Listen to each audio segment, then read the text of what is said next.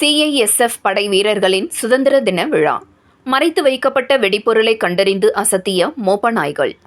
சிவகங்கை மாவட்டம் காரைக்குடி அருகே அமராவதி புதூரில் மத்திய தொழிலக பாதுகாப்பு படை 4வது பட்டியலின் படைப்பிரிவில் இன்று 79வது சுதந்திர தின விழா வெகு விமரிசையாக நடைபெற்றது.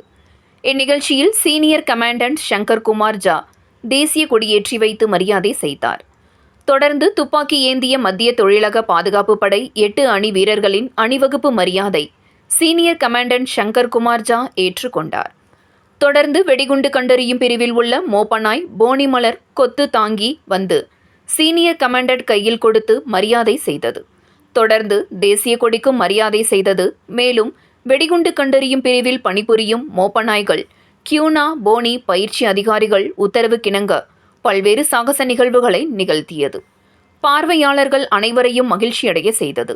இதில் மத்திய பாதுகாப்பு படை வீரர்கள் மற்றும் அவர்களது குடும்பத்தினர் சிறப்பு விருந்தினராக தமிழக வெற்றிக்கழக மாவட்ட செயலாளர் டாக்டர் பிரபு உள்ளிட்ட பலரும் கலந்து கொண்டு நாட்டின் 79வது சுதந்திர தின நிகழ்ச்சியை உற்சாகமாக கொண்டாடினர்.